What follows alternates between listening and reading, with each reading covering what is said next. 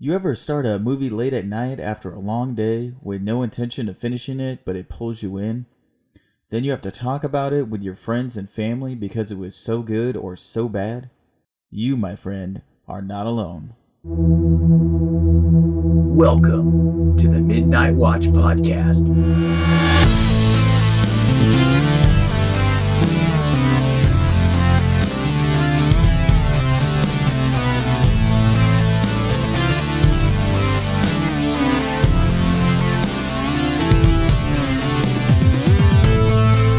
What's up, guys? You're listening to the Midnight Watch Podcast, the podcast where we discuss the movies that we all love, secretly love, and love to hate. I'm your host, Jeremy, along with my brother Josh, and we hope you're ready for another epic episode. Absolutely. Here at The Watch, we like to break down movies that are at least 10 years old or older. And in case anyone was wondering, we definitely don't hold back on spoilers. At the end of our review, we'll rate these movies in 4 categories. Number 1, did it hit its mark when it was released? Number 2, is it still relevant today? Number 3, for personal enjoyment. And the big one here, number 4, is it a midnight watch? All right, you dirty hobo, what is today's movie? Now wait a minute, who elected you leader of this here outfit? But seriously, ladies and gents, this dusty saga of a southern buffoonery comes to you today, all the way back from the year 2000. We proudly present to you the tale of the 3 most lovable bluegrass singing escaped convicts in the history of the state of Mississippi. Oh, brother, where art thou? Hot dog! It's the Soggy Bottom Boys! I swear you put in some of these words so that I had to mess me up while I'm trying to read this. Buffoonery. Southern buffoonery. Southern buffoonery. It sounds like a word they would have used in this movie. It does, actually. It's kind of an old-timey word. Yes, it is. Kind of like, I'm the only one here to generate capability for abstract thought. All right. Well, I'm voting yours truly. I'm voting for yours truly, too. Yeah, this is gonna be a good one, guys. I'm with you, failers. Any of you boys, Smithies? So, as you can tell, this movie is highly quotable. Yeah. It was the last episode. We spent the first 5 minutes just quoting back and forth. Yeah. Yeah, that's what I'm talking about. This movie is directed by the Coen brothers. They had a budget of $26 million and it made a box office of $72 million. So I think it hit pretty well. I actually don't know how often or what the Coen brothers make on their movies now, normally, but I think that's pretty solid though. Pretty good. They made it right. Well, next time we come back to a Coen brothers movie, because I doubt this will be the last time we do the brothers Coen. We'll have to look up that stat. Yes. This movie is starring George Clooney, Tim Blake Nelson, John Turturro, John Goodman, Holly Hunter, Charles Durning, Chris Thomas King, and lots of other people. So this movie came out around the turn of the millennium, and I don't have too much trivia for this one on when it came out, actually. So we can just go, I guess, right into the synopsis and then break it down after that. Sweet. Well, this synopsis, you guys, comes straight from Wikipedia. I had nothing to do with this one. And here we go. So, this movie opens with 3 convicts, Ulysses Everett McGill, Pete Hogwallop, and Delmore O'Donnell, escape from a chain gang and set out to retrieve a supposed treasure Everett buried before the area is flooded to make a lake. The 3 get a lift from a blind man driving a handcar on a railway. He tells them, among other prophecies, that they will find a fortune, but not the one they seek. The trio make their way to the house of Wash, Pete's cousin. They sleep in the barn, but Wash reports them to Sheriff Cooley, who, along with his men, torches the barn. Wash's son helps them escape. At this point, they pick up Tommy Johnson, a young black man who claims he sold his soul to the devil in exchange for the ability to play guitar. In need of money, the 4 stop at a radio broadcast tower, where they record a song as the Soggy Bottom Boys. That night, the trio parts way with Tommy after their car is discovered by the police. Unbeknownst to them, the recording becomes a major hit. Near a river, the group hears singing. They see 3 men washing clothes. Did I say 3 men? They see 3 women. It's not that kind of movie, guys. We'll review Brokeback on another time. Probably not. Anyways. They see 3 women washing clothes and singing. The women drug them with corn whiskey and they lose consciousness. Upon waking, Delmer finds Pete's clothes lying next to him, empty except for a toad. Delmer is convinced the women were sirens and transformed Pete into a toad. Later, one-eyed Bible salesman Big Dan Teague invites them for a picnic lunch, then mugs them and kills the toad. Everett and Delmer arrive in Everett's hometown. Everett confronts his wife, Penny, who changed her last name and told his daughters he was dead. He gets into a fight with Vernon T. Waldrip, her new suitor. They later see Pete working on a chain gang, and later that night, they sneak into Pete's holding cell and free him. As it turns out, the women had dragged Pete away and turned him into the authorities. Under torture, Pete gave away the treasure's location to the police. Everett then confesses that there is no treasure. He made it up to convince the guys he was chained with to escape with him in order to stop his wife from getting married. Pete is enraged at Everett because he had 2 weeks left on his original sentence, and now must serve 50 more years for the escape. The trio stumbles upon a rally of the Ku Klux Klan, who are planning to hang Tommy. The trio disguises themselves as Klansmen and attempt to rescue Tommy. However, Big Dan, who's a Klan member, reveals their identities. Chaos ensues, and the Grand Wizard reveals himself as Homer Stokes, a candidate in the opening gubernatorial election. The trio rushes Tommy away and cut the supports of a large burning cross, leaving it to fall on Big Dan. Everett convinces Pete, Delmer, and Tommy to help him win his wife back. They sneak into a Stokes campaign gala dinner she is attending, disguised as musicians. The group begins a performance of their radio hit. The crowd recognizes the song and goes wild. Homer recognizes them as the group who humiliated his mob. When he demands the group be arrested and reveals his white supremacist views, the crowd runs him out of town on a rail. Pappy O'Daniel, the incumbent candidate, seizes the opportunity, endorses the Soggy Bottom Boys, and grants them full pardons. Penny agrees to marry Everett with the condition that he find her original ring. The next morning, the group set out to retrieve the ring, which is at a cabin in the valley which Everett had earlier claimed was the location of his treasure. The police, having learned of the place from Pete, arrest the group. Dismissing their claims of having received pardon, Chief Cooley orders them hanged. Just as Everett prays to God, the valley is flooded and they are saved. Tommy finds the ring in a desk that floats by and they return to town. However, when Everett presents the ring to Penny, it turns out it was not her ring. She doesn't want that one, and she can't remember where she put the real ring. Wah, wah, wah. And that's it. That's it. It doesn't I think sound... Jeremy fell asleep while I was saying. There were so many times when you were talking that I wanted to just like interject with a line from the movie where I just I know. I counted to 3 and I spoke my piece. And then it just Big Dan, 2 cork. Just we thought you was a horny toad.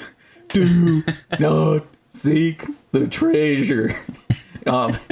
Anyways, People, you need to go watch this movie. If you haven't seen it, please watch it. If you haven't seen it recently, go watch it again. Go watch it again. Yeah, this movie is the directors themselves call it the Lawrence of Arabia of hayseed movies. This is like the biggest Mon Pa Kettle big budget movie that has been out and will probably be out. I don't see this genre coming back in super popularity in the next several years, but it's kind of funny though, because that's a little hypocritical because the actual music on this became more popular than the movie itself. Right. Won a Grammy Award for Album of the Year, I believe. Yeah, it did. It actually won five Grammys is what it looks like. Sweet. It was on #1 on the Billboard album charts for 63 weeks. Wow. I don't know if it was #1 for 63 weeks, but it was, that's a big deal though, if it's on the Billboard chart for 63 weeks. So that's over a year after the release of the film. That's pretty crazy. Right. Did you buy this album when it came out? Actually, I think I just stole your copy of it.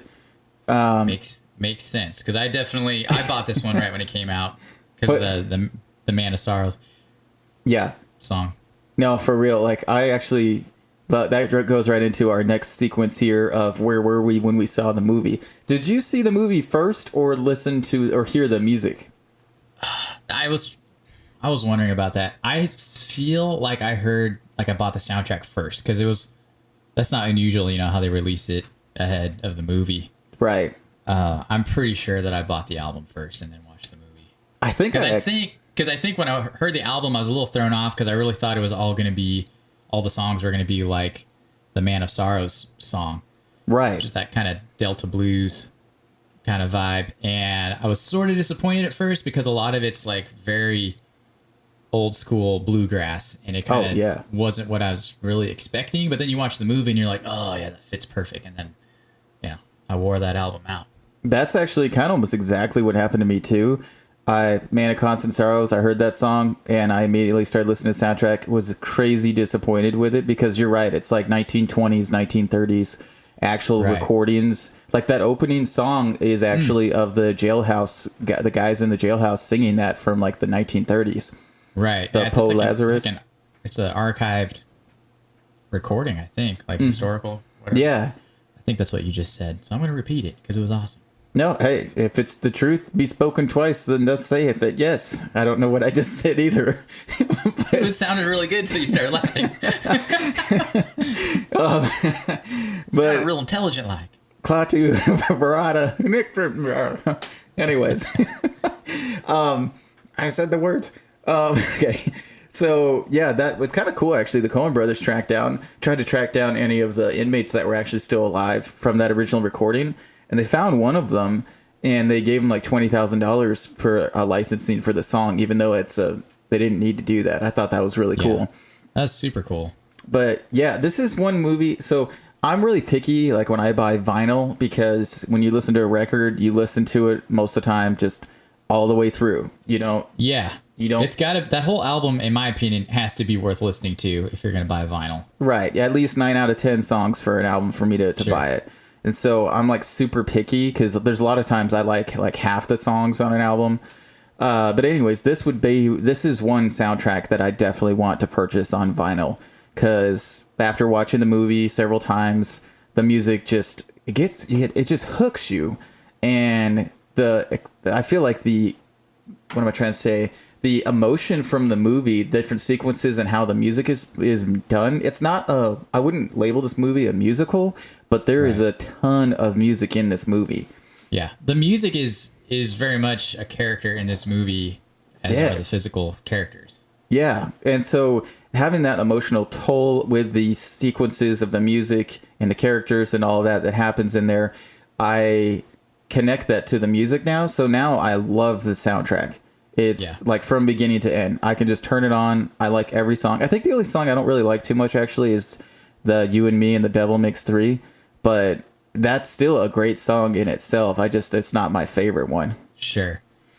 Yeah, not to go down too far down this rabbit trail, but a lot of what end up being my favorite albums in general are ones that I don't necessarily like immediately. Not that I hate them, but they're just not like, oh, this is amazing. And but I really grind it out and I keep listening and it grows on me. And an album like that usually ends up being like a solid, high in my list of favorite albums. Oh yeah. Kind of a situation. And this album definitely did that for me.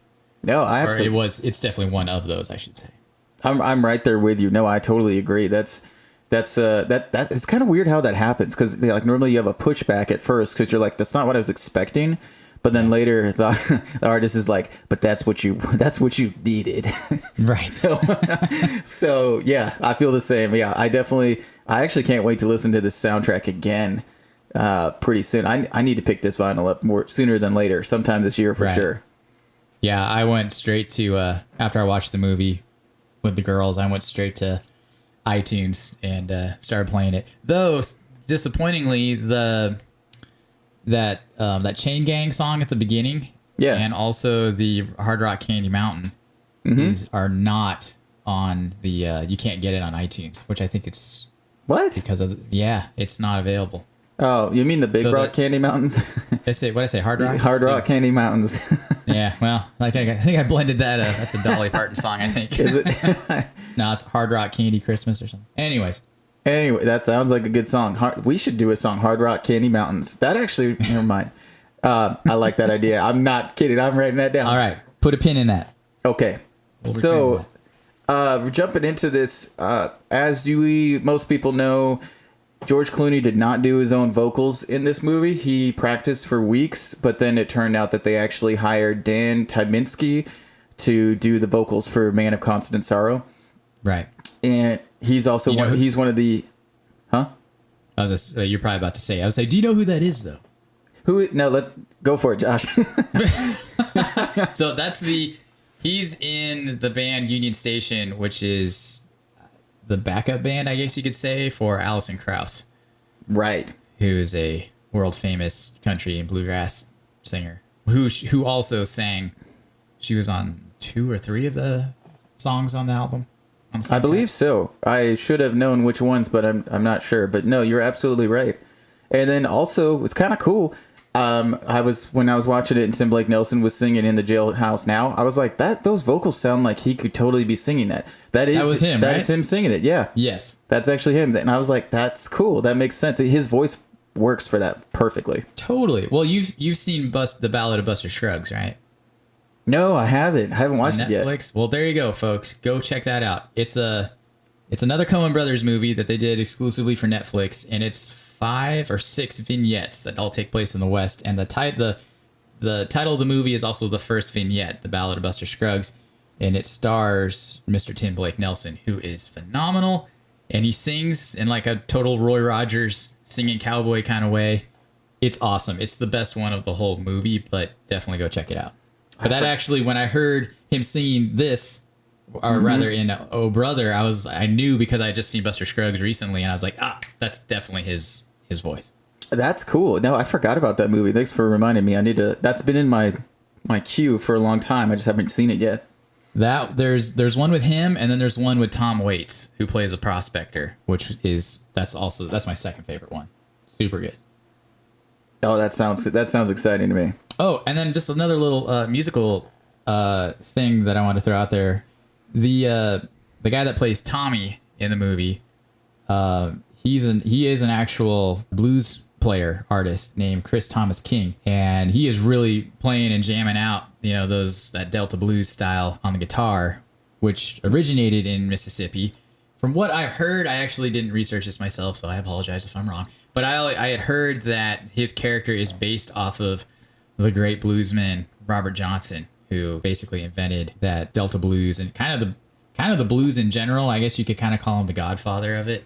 Yeah. Back during that time period, and the legend goes that he sold his soul to the devil to be the great player and singer that he was. I actually read that while I was researching this movie, so I believe you're right on that. All right. Marks for you. That's good stuff. 2 guesses from the interwebs. Correct. Yes. This movie also is famous for... This is the first movie that they actually digitally color corrected and edited. That's a big deal. They actually filmed the movie on film. It's not the first movie that was digitally shot, but it is the first movie that was digitally edited with the color correction. That's why they have like specific blending techniques, how the movie starts off black and white, then it goes to sepia, and then a little bit of color and then there's like the one part too when they're at the Klansmen meeting and they're hiding in the bushes and everything's gray except for the flames on the front of the bushes, and then when they raise their heads up, then their heads are in color as well, but everything else is gray. Right. Sequences like that is awesome because they actually shot this movie in July, and that was like green country. Like all of those scenes would have been like bright green. Right. And so for all y'all Western folk, as in West Coast, as in non-Western people. Right. As in people from California and up and down the coast, our old stomping grounds. Generally, that time of year for the West Coast, everything's brown. Mm-hmm. And this movie is supposed to take place during the Great Depression and basically in the Dust Bowl. So everything was just dead. There's a huge drought that had been on, and everything was just kind of gray and brown. But anyways, in the summertime, out here in the South, it rains all the time, and everything is just green and lush. So they definitely had to change that up. And that was before I knew what you just said about them. It was being the first movie where they edited the color in post.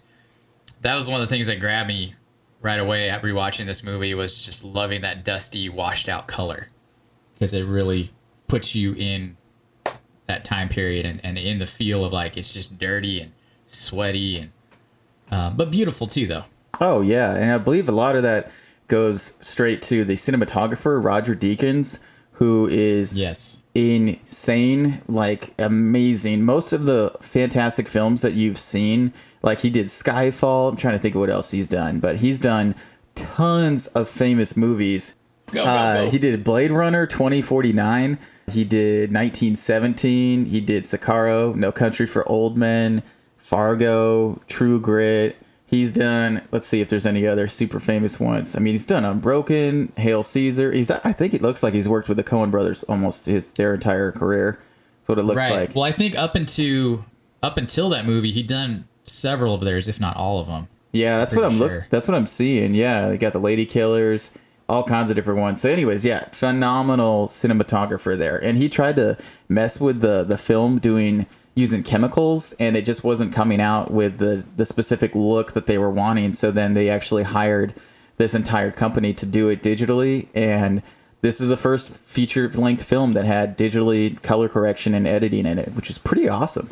Yeah, it holds up so well today, even. Oh yeah, it's like, yeah, it's amazing. So what were you gonna say? Well, I was just gonna kind of move on along with my thoughts as you were looking that up. In the first, I don't know, 5 minutes of the movie, when they escape the chain gang and they're hopping onto a train, and George Clooney's first in line. This train is moving, and so he jumps into one of the boxcars, and there's a bunch of hobos, bums, riding on the train, and that's where he says his line: "Excuse me, gentlemen, any of you happen to be smithies? Yeah, And or skilled in the metallurgical arts?"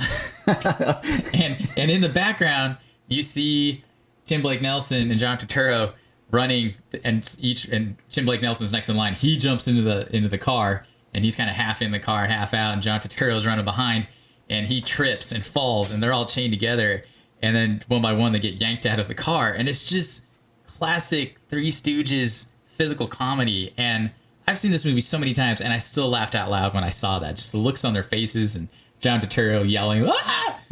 As he falls, and then they get whipped out of the train. right. And how the people just look at him; they don't even react. No to it. emotion. None. Yeah.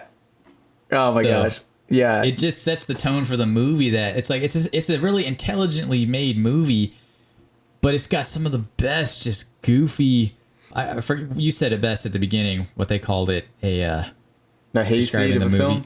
Yeah, an epic, the Lawrence of Arabia of hayseed movies, and it absolutely is like a Three Stooges movie, just modern-ish. Oh yeah, and it's funny too, because I believe George Clooney hadn't done really any comedy before this movie, and they actually wrote the role of Everett McGill for him in mind, and they asked him, and he didn't even read the script before he said yes, because he wanted to work with the Coen brothers. Right. And apparently he's a big goofball, actually. Anyways. Oh yeah. Well, did you watch on the DVD? Did you watch the making of?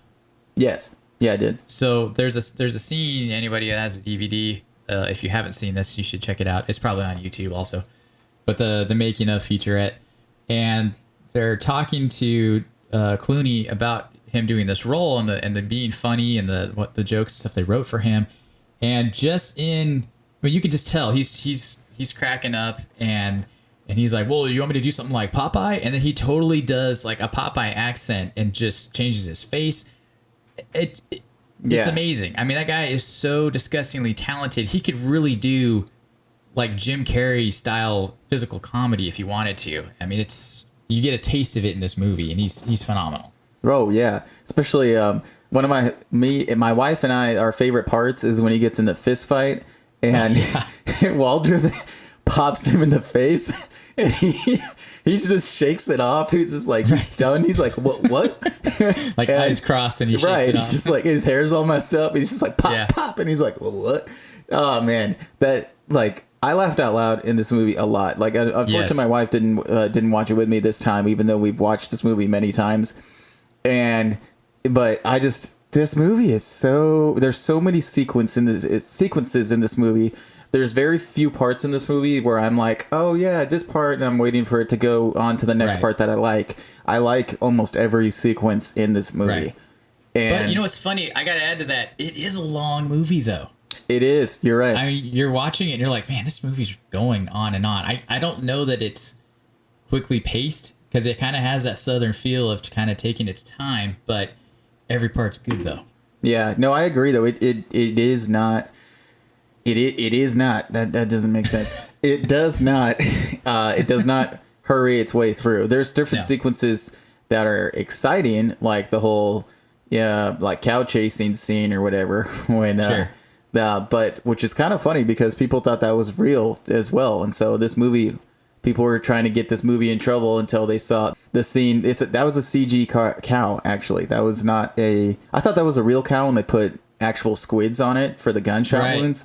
But no, that was completely CG. So Same when it hits the cow. Yeah. The car hits the cow. The car hits the cow. Pretty crazy, though. Like, it's so funny because that scene is hilarious, but at the same time, you're like, they just shot the cow. But that's... Yeah, it's cringy. It's totally... Oh, man. Yeah. You're like... Oh, George. Not the livestock. Friend, some of your spending money's come unfold. Some of your folding money's come unfold. But what kind of line? What line of work you in, George?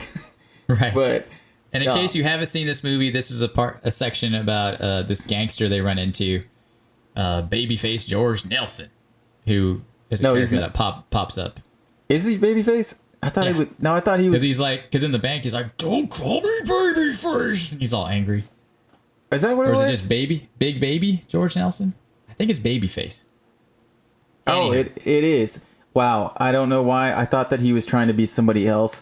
I thought never mind. For some reason I thought he wasn't babyface Nelson. But yeah, that's true. That's why the woman goes, "That's babyface Nelson," and he's like, "My name is George Nelson, not babyface." Yeah. Jesus saves, but George Nelson withdraws. So I should probably cut it back on the quotes on this movie. Nah, let it roll. Let it roll. There's a quote in like every scene, I swear, if not more than one. Yes. I really feel like this movie does well. In case anybody doesn't know, this movie is based off of that old Greek tale, Homer's the Iliad. That's the Odyssey. Did you say it right? The Odyssey. Yeah. Well, same difference, right? No, there's two different stories. Oh. The Iliad is about the fall of Troy or whatever. Oh, there we go. I can cut that out. Or don't. Either way, the Coen brothers.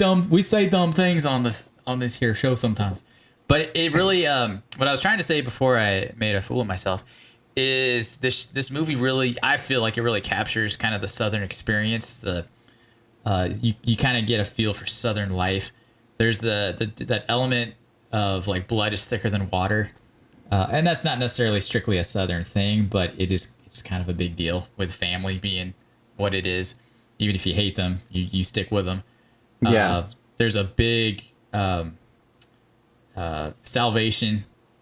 Being a Christian is definitely a big tone in this movie, but it also shows that a lot of what people in the South would, when they would maybe claim to be a Christian, but it's more of in name only, not in word or action.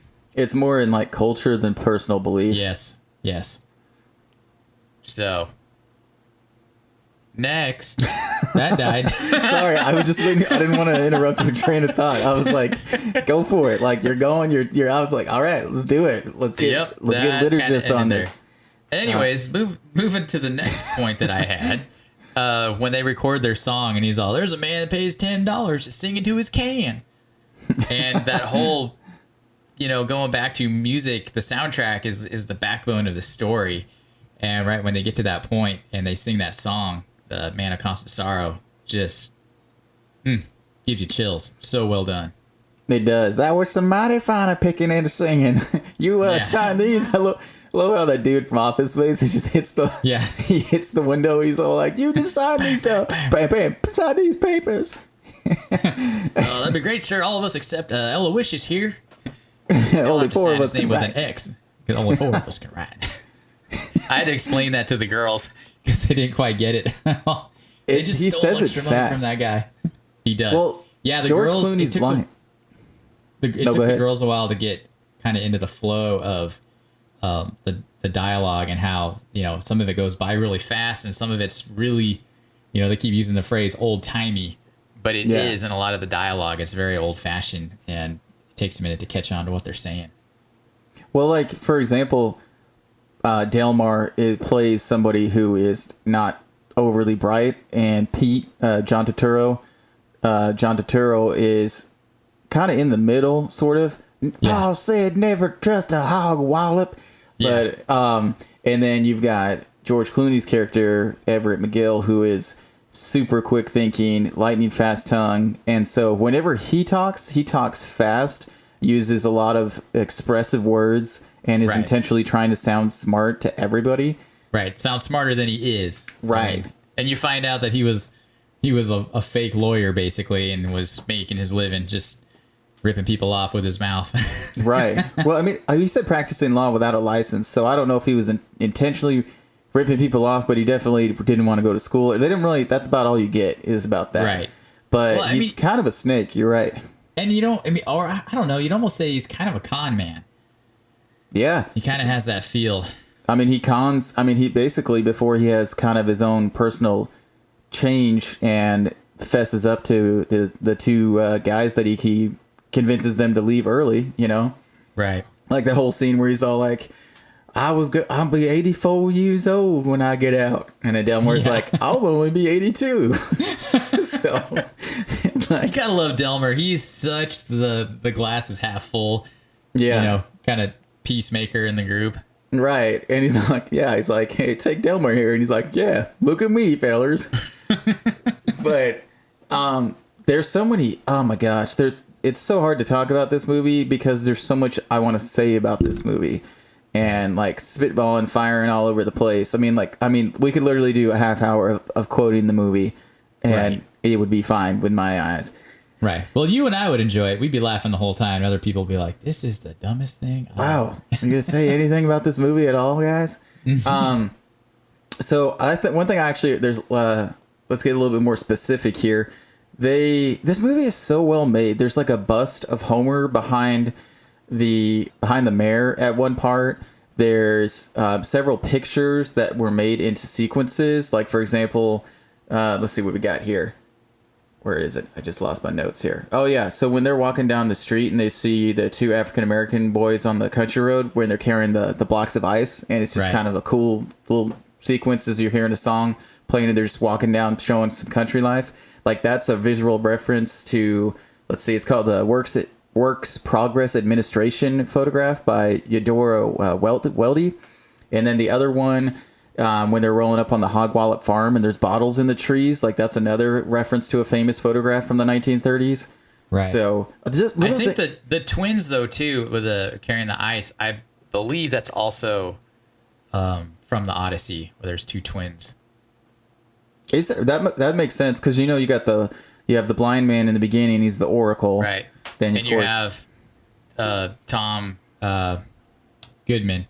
Oh, you mean John Goodman? John Goodman. Big Dan, yes. Toot Cork. Big Tan. Yeah. And he's the well, it's kind of, it's cool. They blend a lot of that old Southern iconicness. I don't think that's a word. Anyways, and then also things from the Odyssey. So he's the Cyclops. Cyclops, thank you. He's the Cyclops from the story of the Odyssey. But he's also in the Ku Klux Klan. The Grand Cyclops is also a person who has a high seat of office or whatever in that particular organization. So it was kind of twofold that he's a Cyclops. Yeah. From the Odyssey who robs them, and then also being in the Ku Klux Klan. Yeah, and then there's also, you've got, of course, the Sirens, which is probably the easiest one to spot straight out of Homer. And then you've got the lotus flower sequence where everybody's going and getting baptized, and it's like almost a dreamy type of hypnotic sequence that they mix that in really well, and it's just a beautiful imagery, and so it's so cool. And then of course, the ending sequences as well, and so they did take other experiences from other stuff to mix it together, and they did it really well. And it's cool. John Turturro actually told Tim Blake Nelson when they were on set, he was like, hey, this is going to be a classic because I've done enough movies with them to know that like whatever you read in the script, the movie's going to be 2 times better than that. And Right. that's cool. Tim Blake Nelson is actually the only one out of the entire cast that had actually read the Odyssey. And so he has got Really? he's got like a major in classical lit. And so like he lived apparently next to Joel Coen, and they sent him the script, and he thought they wanted him to read it to give them information on the Odyssey, not to actually be in the movie. Oh, wow. And so it's funny because he plays the guy who's probably one of the lesser intelligent people in the movie, but in real life, like this guy might be the smartest guy. might You be can- the I think smartest you can- guy. I think you can kind of tell with him. Well, I don't Yeah. know, maybe we've just seen him in enough other things where you're like, he's just a dang He's a good author. fantastic actor. He's He's an just author, actor. Well, I don't know if he's actually written anything, but I mean him and John Turturro. John Turturro, of course, is just amazing. Anything you see him in, you're like, he's gonna do good. Even from Right. this to, I mean, the crime movies that he's been in, and then you see him playing in Adam Sandler's Zohan movie, Right. and And Mr. Deeds. Mr. Deeds when Very, very sneaky, sir. very sneaky, and then you got Secret Window, and he's just in all kinds of different Oh, yeah, films. I forgot about Secret Window. Yeah, and so, anyways, yeah, the whole Well, I got cast though is fantastic. Yes. Well, I got to just tack on to that as far as the casting. I feel like all the extras in this movie were superbly cast. I don't know if they casted Yes. people from the South, but they just have that salt of the earth, down home, simple, just good people kind of vibe. They that do. that you would see kind of out in the South. So I don't know. It's eye candy as well as a great story, as well as a funny story, as well as a great soundtrack. Yeah. As my daughter Ryan say, we're totally fangirling over this movie. Did they like the movie? They did. That's fantastic. We tried to watch it earlier this year or end of last year, and it is kind of a long, drawn out movie, and so they kind of lost interest. Even though Trinity and I were making quotes and laughing, Yeah. as it was going. But this time they seemed to like it more. I'm also suspicious because it was getting close to bedtime, and anything is better than bedtime. So, but I'm gonna go with it. I actually like the movie. Yeah. No. Well, that's good. I'm glad to hear that. This is probably I'm pretty sure this is probably the most family friendly movie the Coen brothers have made. Because even like Raising Arizona, I believe, has some like more intense sequences. I think this is the least violent film the Coen brothers have made.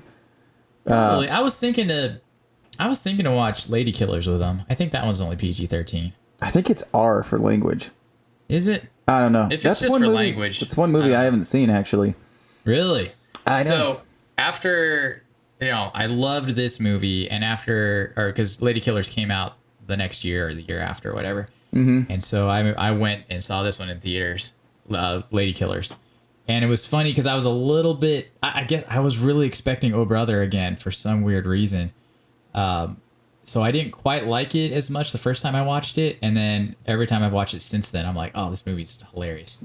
Tom Hanks has one of the best, like, aristocratic Southern accents you've ever heard. Well, the Coen brothers are interesting like that because they'll do like hard hitting crime movies that are like deal with like disturbing level of realistic violence in it and stuff, and then they'll do these. You'll do Raising Arizona, Oh Brother Where Art Thou, Lady Killers. You have Hail Caesar, which George Clooney kills in that movie too. Which I have to say, I have not seen that one. Which I've been meaning to. I've almost watched it, I don't know how many times recently because it's on Netflix. I had the privilege of seeing that one in theaters. My wife was so bored, and she's like, "I'm glad you liked it." Oh no! But I was great. And then of course the Love It or Hate It Burn After Reading movie, which is that's kind of a hard movie to watch for me personally. Is it? I really like that movie. But I think Trinity hated it though. Yeah, I could tell like we should go back to talk about Her Brother Where Art Thou. But anyways, yeah, Oh Brother Where Art Thou. So do we got any other things before we want to go into final thoughts on this one? Well, just one little tidbit. If you're into the folk music scene in the last 10, 15, maybe 20 years, it's just been around for a while. But when the Soggy Bottom Boys hit song, Man of Constant Sorrow is blowing up and people are wanting it and they're talking about it. The artist Gillian Welch, who also contributed to the soundtrack, she's the lady who's in the store who wants to buy the record, and the man behind the counter is like, "Sorry, man, we're sold out." Oh, really? I didn't know that. And yeah, and That's cool. Yeah, so she also contributed to the album, but she's a very well known folk singer. I learned about her she's played with Chris Thiele, the mandolin player from Nickel Creek. Totally had a brain fart there. I love Nickel Creek. Yes. Mandolin player, and then also who I love even more, his other band, Punch Brothers, which is my favorite bluegrass band. I think they are rock stars of bluegrass for sure. Yeah, this movie was definitely introduced me to bluegrass, because before that I thought that it was all just country music, and then this was like a different genre that I hadn't experienced yet, and really enjoyed it. I want to say this is the first Coen Brothers movie I saw too, actually. Oh, wow. Yeah, I can't remember exactly when I saw this movie, but it grew on me. I don't know that. I can't remember. I feel like I had to have seen some of their other movies before this one, but this one, to me, if I had seen other movies by them, I don't think I really paid attention that it was the Coen Brothers, because after this movie, when I knew that Lady Killers was coming out and it was a Coen Brothers movie, that's what made me want to watch it. Right. Like, I don't remember if I saw Big Lebowski before or after this. I knew what Big Lebowski was, but yeah, I definitely saw that after this. I definitely think that was the this was my intro to the Coen Brothers, and then I went back and started watching most of their films at the time. Well, you have any other last minute tidbits? I love the part with the little kid with the hog wallop where he's all like, "You sorry sons of so and so's, I curse your name." Curse your name. And the thing I thought was cool, I just noticed this little sequence, was when he steals the car from his pa, and he's like, "I'm going to RUNFOFT." And then, and he's got the blocks of wood on his feet so he can hit the pedals. Yep. And they drive off. And the next sequence, when he's cussing him out and he's leaving, he still has the blocks on his feet. And he's walking away. No, I never saw that. I was like, that's such a cool little, like, extra thing. Right. Or he's like, oh my gosh, okay, so yeah, we're going to go into final. This might be the most quotable movie we will ever do.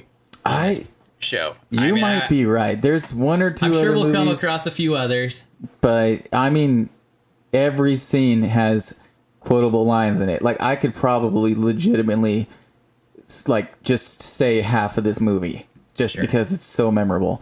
So, Josh, let's go over the list real quick. Let's see what we got here. Did you think it hit its mark when it was released? Yeah, absolutely. I think it's a solid A. I think it, not only did it quadruple its money back, the soundtrack alone just put I don't want to say put bluegrass on the map, but it definitely put it back on the map in a bigger way than it had been, I think, for a while. I think it really opened up people's eyes to not just bluegrass, but maybe folk music in general. I know speaking of Nickel Creek, I really got into Nickel Creek a year or two after this movie had come out. That's when I first heard about them. And then within 5 years of this movie coming out, I think that whole folk revival really blew up, like Mumford and Sons and Lumineers, Devil Makes Three. Yeah, no, I agree. Shovel and Rope, all that stuff. Yes, I agree. Yes, so it did hit its mark. But I think the Coen Brothers, most of the time, their movies hit the mark, to be honest, because they're such acclaimed filmmakers that not every time, but I'm pretty close to it. I think the movie is still relevant today. Yeah, I feel like almost any way you look at it, it is. For us, for sure, from a nostalgic point of view, it is. I don't think there's anything. Okay, I'm gonna get a little bit soapboxy here, but as far as all the change that we're seeing, happening around us as far as social justice goes, you see in this movie, it really captures the beauty and the ugliness of the South.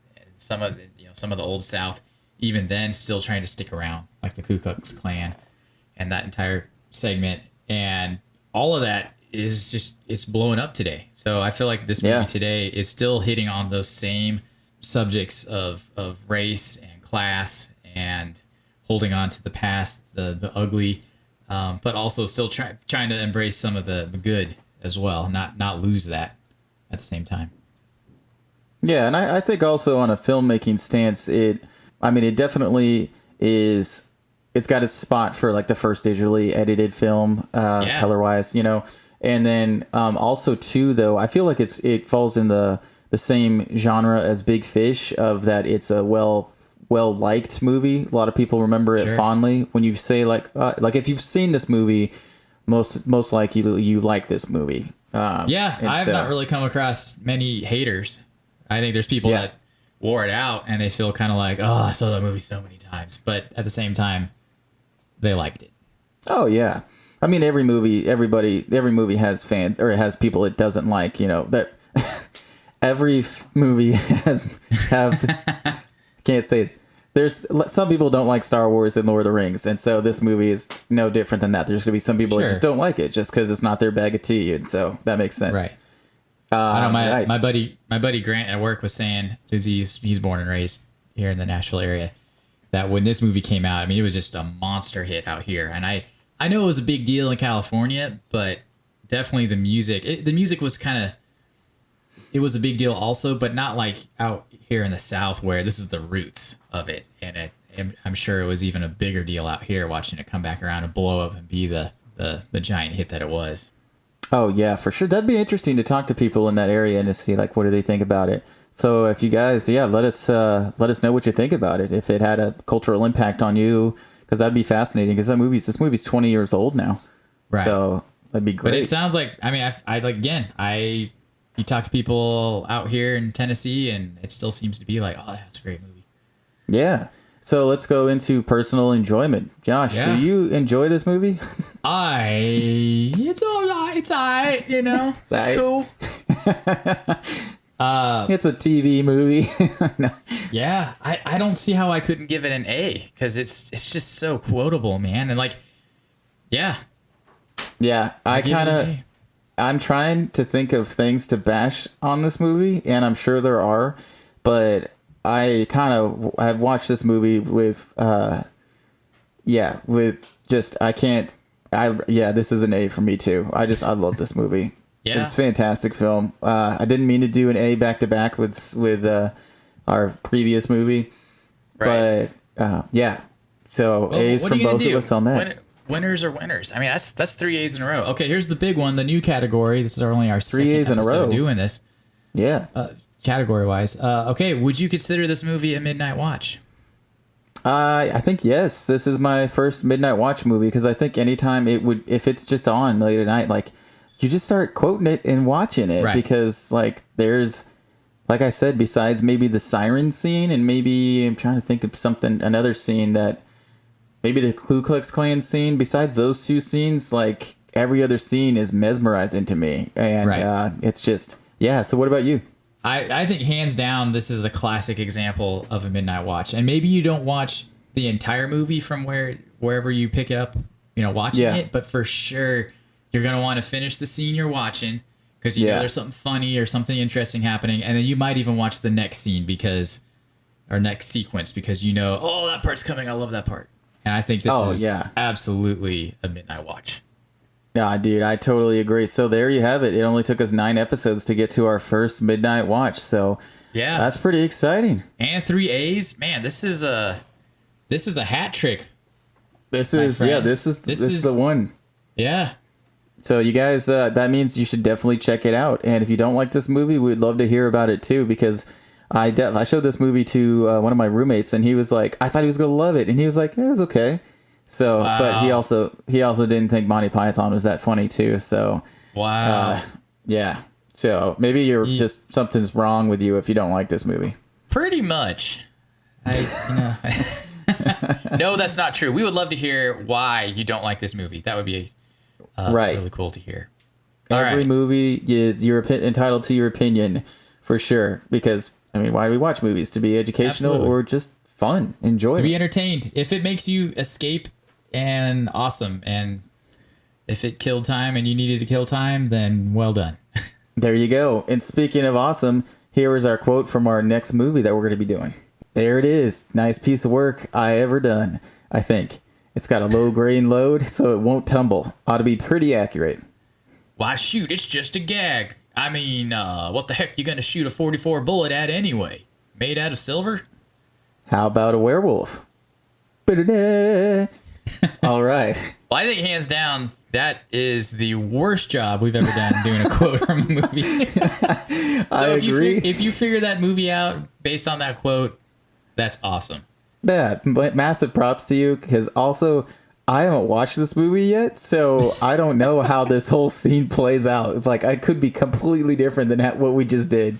Right. But I was kind of bored saying the line, so that was a terrible job that we did. Have fun with it anyways. That's true. Well, I think that wraps it up for this episode here. So if you want to check out this movie, then I actually own this movie. I tried to watch it on IMDb. Was yours all messed up? Yeah, it kept I think it was just a bad version, because like I watched it for like 3 minutes and then I finally was like, forget it, and just put the DVD in. Yeah, I had the same problem. I tried it on my iPad. I tried watching it on the Fire Stick at home, 2 different Fire Sticks, because I thought maybe it was just my internet or something being weird. Okay. Well, there you have it, guys. Don't watch it on IMDb TV unless for some reason it works for you. Then right on. But yeah, I own this one too. And it's worth owning for sure. Yes. Jake Colvin, thank you so much for that. That's our sound producer. He's making us sound better and better every time. And if you guys enjoyed this episode, we'd love it if you shared it with your family and friends or anyone that you think would like it. Please go ahead and hit the subscribe button. Give us a 5-star rating if you're listening on Apple Podcast. We'd appreciate any kind of positive review you'd like to give us. And we're on just about every other podcast platform app that you might have, most of them. And if you want to contact us, please email us at themidnightwatchpodcast@gmail.com. Jeremy is dying laughing right now. That was... I don't know how many takes that was, but I just... Maybe you need to rewrite that I probably should. Well, thanks a lot, guys. You have an amazing week, and as always, keep up the watch.